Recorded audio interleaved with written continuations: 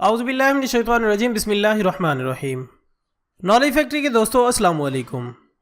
नाज़रीन इकराम, ये तो आपने अक्सर सुना होगा कि इस्लाम की 1400 साल तारीख में मदीने के बाद पाकिस्तान दूसरी रियासत है जो इस्लाम के नाम पर बनी है। लेकिन मदीने से मुमासलत का मामला सिर्फ यहीं तक महदूद नहीं है। मदीने को उस वक्त मुशरकों यानी बुत परस्तों से ख़तरा था और इन मुशरकों की मदद यहूदी कर रहे थे।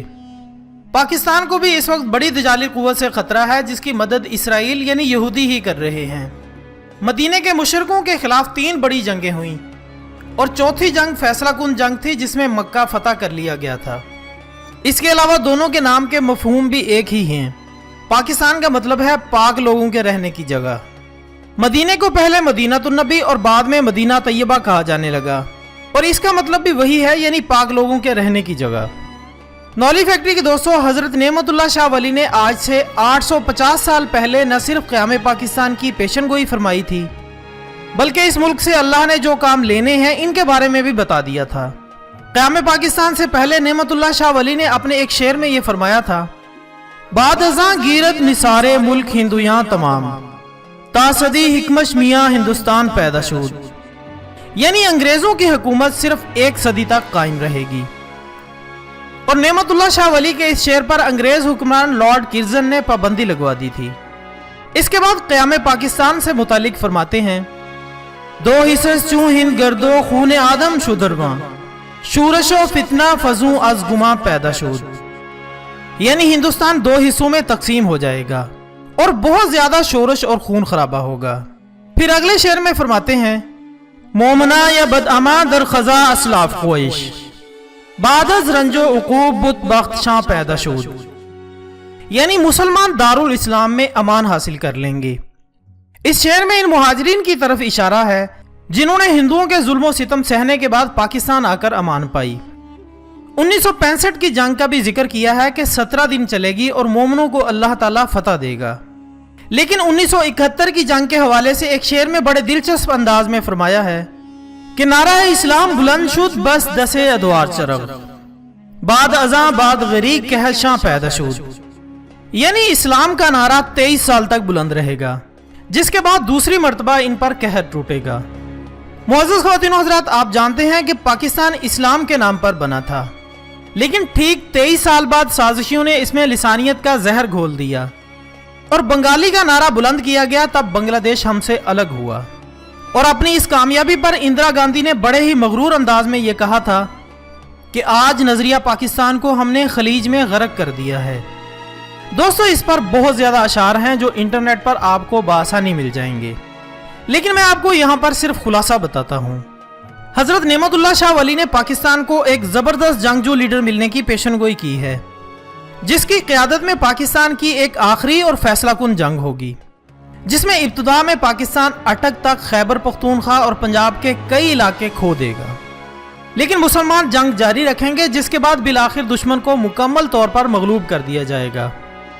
नाज़रीन इकराम, जहां तक जंगजू हुक्मरान की बात है तो गुमान गालिब है कि वो कोई सिपा सालार ही हो सकता है, क्योंकि हमने पाकिस्तान की 68 साल तारीख में ये देख लिया है कि जर्नैल ही हमेशा पाकिस्तान के लिए बेहतरीन हुक्मरान साबित हुए हैं।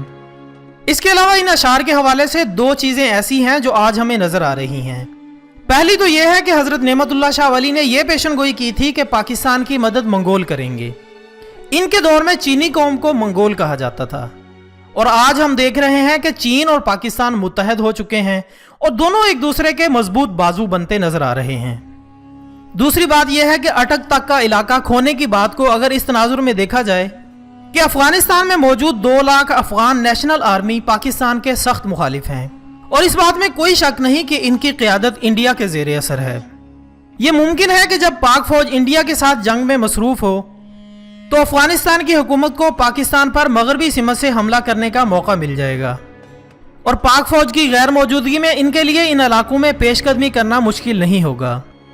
नॉलेज फैक्ट्री के दोस्तों, हजरत नेमतुल्लाह शाह वली की पेशन गोइयाँ ये भी साबित करती हैं कि गज़वा हिंद लड़ने वाली जिस अजीम फौज का हुजूर सल्लल्लाहु अलैहि वसल्लम ने जिक्र फरमाया है वो पाक फौज ही है। इसकी दलील ये है कि गज़वा हिंद वाली हदीस में लड़ने वाली फौज इसराइल के खिलाफ भी जंग करेगी, यानी यहूदियों से। और आज इस खित्ते में जो इस्लामी ममालिक मौजूद हैं जिसके बैक वक्त इसराइल और इंडिया के साथ मामलात ख़राब हैं और कई जंगें भी हो चुकी हैं। यह शर्त ना तो अफगानिस्तान पूरी कर सकता है, ना बांग्लादेश और ना ही ईरान। अब मैं आपको हज़रत नेमतुल्लाह शाह वली की पेशन गोइयों के हवाले से एक छोटा सा वाक़या सुनाता हूँ। एक मरतबा हज़रत नेमतुल्लाह शाह वली की पेशन गोइयों को सुनकर एक 25 साल का नौजवान 1857 की जंग आज़ादी में शरीक हुआ। वो फतह के लिए पुरुमीद था, लेकिन इस जंग के दौरान इस नौजवान को एक बुजुर्ग मिले और इससे कहा कि तुमको जिस फतह की खुशखबरी दी गई थी वो ये नहीं है, बल्कि इसमें 90 साल बाकी हैं। एक ऐसा मुल्क बनेगा जो आलमे इस्लाम का मरकज बनेगा और तुम इसको देखोगे। ये सुनकर वो नौजवान जंग छोड़कर चला गया और इंतजार करता रहा, यहां तक कि ठीक 90 साल बाद पाकिस्तान वजूद में आया और वो शख्स फिर भी जिंदा रहा और जब इस्लामाबाद बना तब वो 160 साल की उम्र में फौत हुआ और इस्लामाबाद के H8 कब्रिस्तान में दफन हुआ। यहाँ इसकी कब्र की तख्ती पर इस सारे मामले का जिक्र भी दर्ज है और इनकी कब्र कुदरतुल्लाह शहाब की कब्र के नज़दीक है और कब्र की तख्ती पर इनका नाम अब्दुल्ला महबूब लिखा हुआ है। नाज़रीन इकराम, हॉलैंड की नेशनल लाइब्रेरी में हाथ से लिखी हुई एक दस्तावेज मौजूद है जो हज़रत बरी इमाम रहमतुल्लाह अलैह से मंसूब है। इसमें उन्होंने लिखा है कि एक दिन हमारा ये शहर तमाम आलमे इस्लाम का मरकज़ बनेगा। बरी इमाम रहमतुल्लाह अलैह इस्लामाबाद के एक कब्रिस्तान में दफन है और वो आज से 300 साल पहले गुजरे हैं। इसके अलावा शेखुल हिंद ने क़याम पाकिस्तान की सख्त मुखालफत की थी, लेकिन पाकिस्तान बन जाने के बाद उन्होंने कहा था कि अब पाकिस्तान का वजूद मस्जिद के हुक्म में है और इसकी हिफाजत हम सब का फ़र्ज है। मौलाना अशरफ अली थानवी ने क़याम पाकिस्तान से तकरीबन 6 साल पहले अपनी बीवी को ये वसीयत की थी कि बहुत जल्द पाकिस्तान बन जाएगा और तुम वहाँ चली जाना। नाज़रीन इकराम, ये बात सिर्फ हमारे बुजुर्गों तक महदूद नहीं बल्कि कुफार के बड़ों ने भी इस हवाले से पेशन गोइयाँ कर रखी हैं। मसलन डेविड बिन गुरिया जो इसराइल के बानियों में से था, इसने पाकिस्तान के हवाले से ये पेशन गोई की थी कि बैनुल-अक़वामी सहयूनी तहरीक को किसी तरह भी पाकिस्तान के बारे में गलत फहमी का शिकार नहीं होना चाहिए। पाकिस्तान दर हकीकत हमारा असली और हकीकी नज़रियाती जवाब है। पाकिस्तान का ज़हनी और फ़िक्री सरमाया और अस्करी क़ुव्वत आगे चलकर किसी भी वक्त हमारे लिए बाइस मुसीबत बन सकती है, इसलिए हमें अच्छी तरह सोच लेना चाहिए। इसके अलावा आप जानते हैं कि हिंदुस्तान में हर बड़ा काम करने से पहले हिसाब किताब करते हैं, जायचे बनवाते हैं, मूर्तें निकलवाते हैं। कहा जाता है कि क़याम पाकिस्तान के बाद गांधी ने पंडित और नजूमी बुलवाकर हिसाब किताब किया और फिर ये ऐलान किया कि पाकिस्तान और इंडिया में 4 जंगें होंगी और चौथी जंग फैसला कुन होगी। लेकिन गांधी ने यह नहीं बताया कि जंग का फातेह कौन होगा। खैर, ये एक अलग बहस है। इंडिया हमारा पड़ोसी मुल्क है और इन दोनों ममालिक को मिलकर दुश्मन ममालिक की चाल को समझना चाहिए और इस खित्ते के मसाइल आपस में बैठकर बातचीत से हल करने चाहिए। नॉलेज फैक्ट्री के दोस्तों, ईसाइयत, यहूदियत, मुशरिकीन और मुल्हिदीन, बहुत कम लोगों को ये पता होगा कि पाकिस्तान इस वक्त इन चारों कुव्वतों का दर्द-ए-सर बना हुआ है। जदीद इल्हाद की सबसे बड़ी नुमाइंदा रियासत रूस है जो अपने वक्त की सुपर पावर थी। जब वो अपने ये नजरियात पूरी कुव्वत के साथ दुनिया भर में फैला रही थी, तब पाकिस्तान के हाथों ही अपने अंजाम को पहुंची थी। अमेरिका बज़ाहिर तो पाकिस्तान का इत्तेहादी है, लेकिन अब दुनिया जान चुकी है कि अफगानिस्तान में अमेरिका को दर हकीकत किसके हाथों शिकस्त का सामना हुआ है। ये पेशन गोई कुदरतुल्लाह शहाब की किताब में मौजूद है, जिसके मुताबिक जब इनके ताल्लुकात एक यूरोपी बाशिंदे से हुए जिसने कुदरतुल्लाह शहाब को ये बताया कि अगरचे अमेरिका और रूस एक दूसरे के हरीफ हैं, लेकिन पाकिस्तान को दोनों अपना दुश्मन ही समझते हैं। फिर इसने वजाहत की कि यह कोई ढकी छुपी बात नहीं है कि पाकिस्तान की मुसल्लह अफवाज का शुमार दुनिया की आला तरीन अफवाज में होता है और ये हकीकत ना तो रूस को पसंद है और ना अमेरिका को। रूस की नज़रें अफगानिस्तान फिर बहिरा अरब पर हैं, लेकिन इस पर अमल करना पाक फौज की मौजूदगी में नामुमकिन है, जबकि अमेरिका इसराइल का हलीफ है और ये जानता है कि अगर इसराइल के खिलाफ आलम इस्लाम की जानिब से आलमी तौर पर चढ़ाई का ऐलान हुआ तो पाकिस्तान की फौज और अवाम किसी हुक्म का इंतजार किए बगैर इसराइल पर चढ़ाई कर देंगे।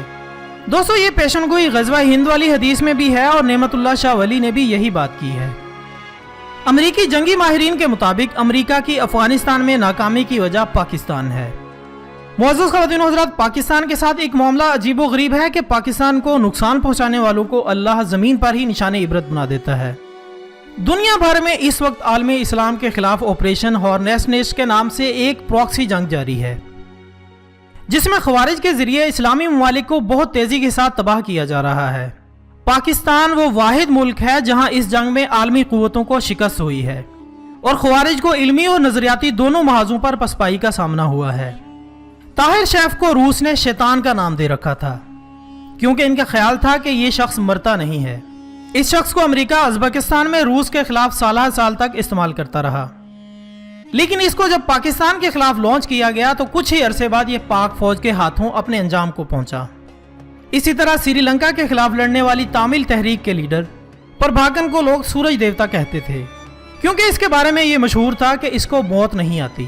तारीख गवाह है कि जब इन तामिल्स ने पाकिस्तान पर लाहौर में हमला किया तो जवाबन पाक फौज ने श्रीलंकन फौज के साथ मिलकर इन तामिल्स के खिलाफ ऑपरेशन किया जिसमें वो सूरज देवता पाक फौज के हाथों मारा गया।